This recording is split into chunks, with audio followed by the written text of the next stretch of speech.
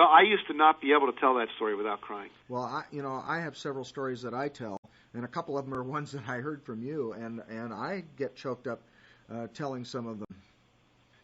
Well, I'll share one more with you. It's about a guy named Roger Crawford who literally was born with what I like to call a bummer of a birthmark, because I always precede it with this very funny cartoon where there's this deer with a bullseye right in the middle of his chest, and the other deer says, "Bummer of a birthmark, Hal."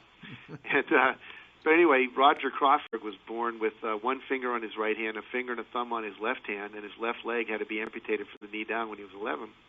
And his parents believed, like you and I believe, that anything is possible if you believe it. And so they said to Roger, nobody can do everything, but everybody can do something. What's the something that you want to do? And he said, well, I want to play football. And so his parents got down and they trained him how to play football. He wasn't going to be the quarterback, but he could definitely tackle and block. And so his dad, who had played football, taught him all that. And he went out for the team, and they eventually had to sue the school system even to let him try out. He was so good, he made first-string defensive end. And his goal was that one day he would intercept a pass and run for a touchdown. And he practiced after school every day on how to do that.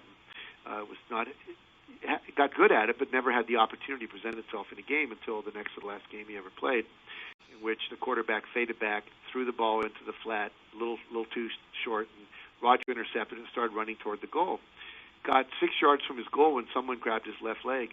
Roger said, I pulled, he pulled. My left leg came off because it was a prosthetic device, and he hopped on 1 foot the final 6 yards over to the goal.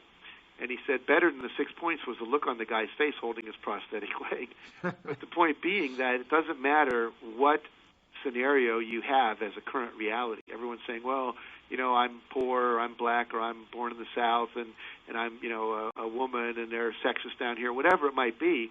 The reality is, if Roger Crawford can learn to play football and go on with one finger and learn to become a tennis champion by duct taping the racket to his arm, and eventually was able, with a new graphite racket, to stick one finger in the groove right at the head of the racket and wedge it back with his other hand, and went on to become captain of his high school tennis team and captain of his college team, winning a full scholarship to Loyola Marymount, winning the NCAA championship doubles tournament that year when he was a senior. Anybody can do anything. And so I always say, you hear a story like that and you go, what's my excuse? And give it up, because you can give me any excuse, blind, quadriplegic, and I can give you a story of someone with a similar condition who's gone on and created an incredibly impactful and fulfilling life.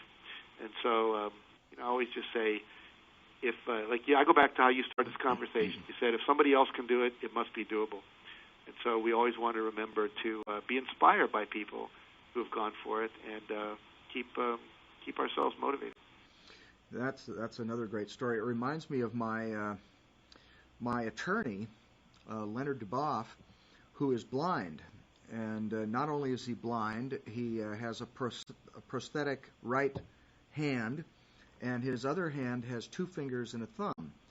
And Leonard was in a chemistry lab in college, and somebody made a mistake, and there was an explosion, and he lost his sight and all of this sort of stuff. Now he is one of the top intellectual property attorneys in the world, and he has had clients including the Metropolitan Museum of Art in New York City and other really big-name clients. And his books he's written about intellectual property law are used in most law schools, and you would never think that this guy had any kind of a handicap at all. In fact, he loves to tell blind jokes.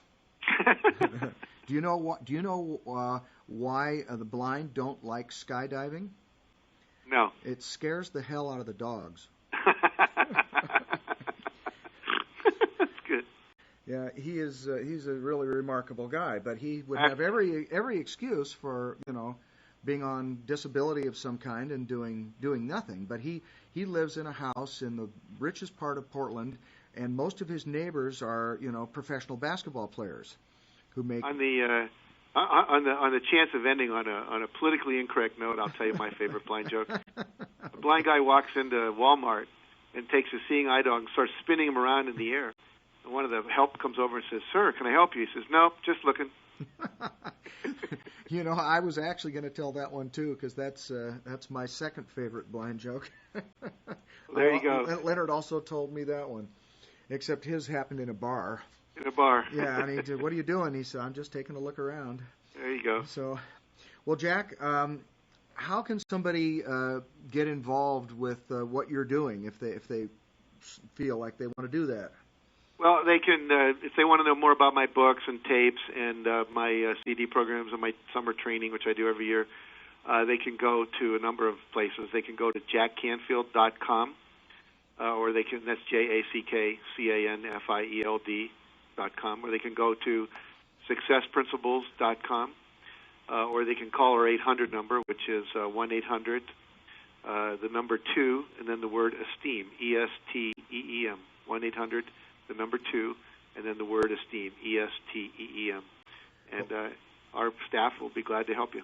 I would highly recommend that anyone listening to this go buy a copy of the Success Principles, because it really is the definitive work on how to be successful. It probably contains just about everything that all the other books on success contain, and also I know from having spoken at them and having seen people go through them that the trainings that you have are absolutely the top of the line. They're the best in the world. Well, thank you. So I really do encourage people to take advantage of these resources. Jack, thanks so much for being here today and talking to me. It's really been a lot of fun, and I look forward to the next time that I will be with you, and I also look forward to the next time that I'll be with all the people that are listening. Well, thank you, Bill. My pleasure to be with you, and my best wishes to everyone on this call. All right, take care.